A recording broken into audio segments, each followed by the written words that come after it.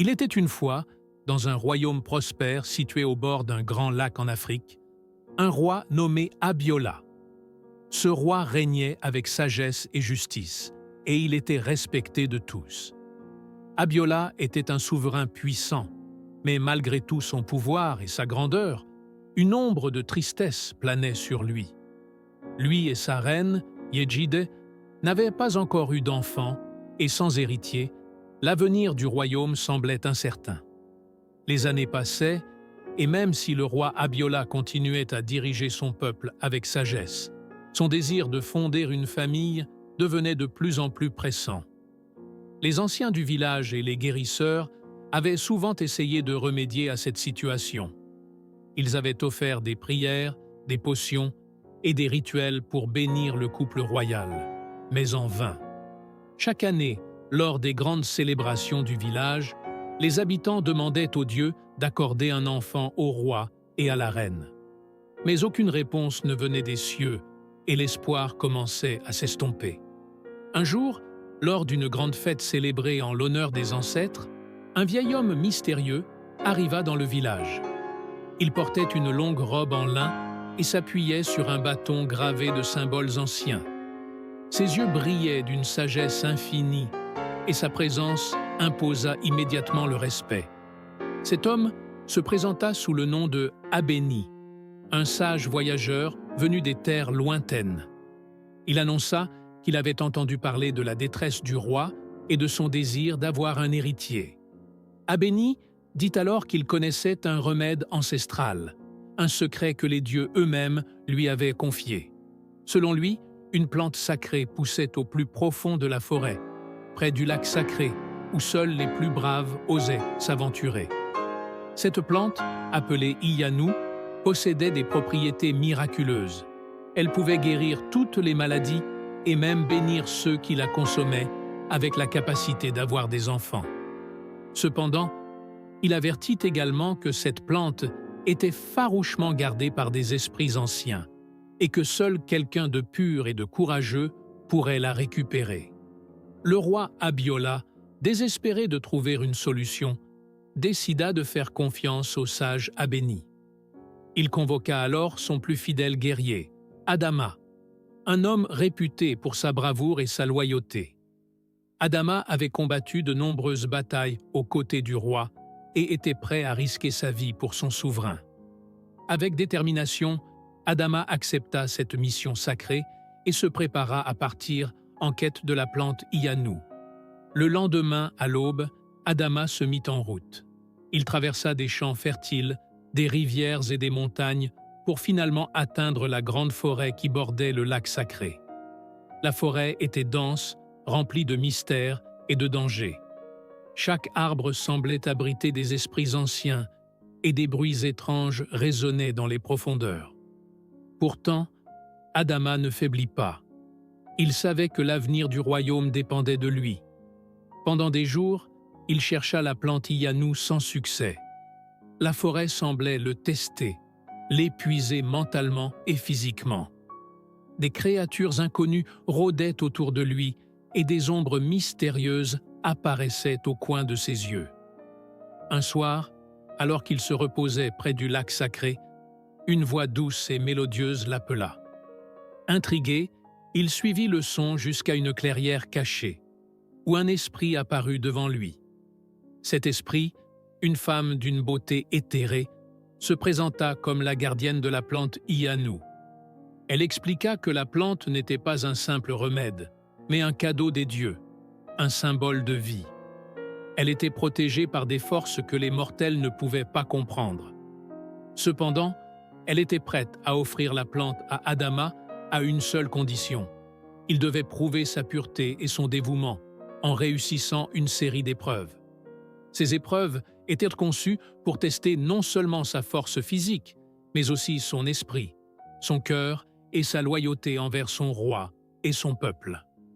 La première épreuve fut celle de la bravoure. L'esprit guida Adama vers une grotte sombre, remplie de créatures effrayantes et dangereuses. Il devait affronter ces bêtes sans montrer la moindre peur. Adama, armé de son courage et de son épée, se battit vaillamment contre ces créatures. Même lorsque les bêtes semblaient invincibles, il ne recula pas, et finalement, il les vainquit. L'esprit, impressionné par sa détermination, lui permit de passer à la deuxième épreuve. La deuxième épreuve était celle de la sagesse. L'esprit lui posa 3 énigmes complexes, que seul un homme doté d'une grande intelligence et d'une profonde compréhension des mystères de la vie pouvait résoudre. Adama, ayant été éduqué par les anciens sages du royaume, utilisa tout son savoir pour résoudre les énigmes.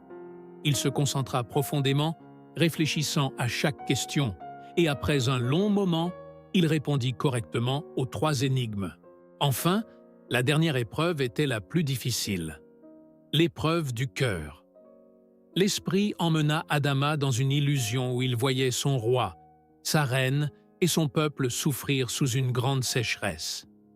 La terre était stérile, les gens affamés, et le royaume au bord du chaos. L'esprit lui proposa un choix cruel. Il pouvait choisir de sauver le royaume immédiatement en utilisant ses propres forces, mais cela lui coûterait la vie, ou il pouvait retourner auprès de son roi avec la plante qui garantirait la prospérité à long terme, mais au prix d'un grand sacrifice personnel.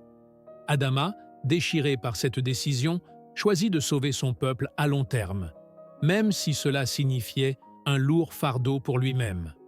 En voyant son altruisme, l'esprit se révéla sous sa forme véritable, une ancienne déesse bienveillante envoyée par les dieux pour tester l'humanité.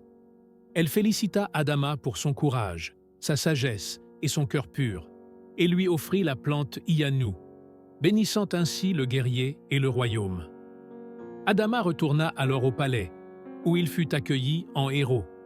Il remit la plante aux guérisseurs, qui préparèrent une potion pour la reine. Quelques semaines plus tard, la reine Yejid annonça qu'elle était enceinte. Le peuple entier célébrait cette nouvelle avec une immense joie, et des festivités furent organisées pour honorer les dieux et remercier Adama pour son courage. Cependant, alors que tout semblait aller pour le mieux, des signes inquiétants apparurent.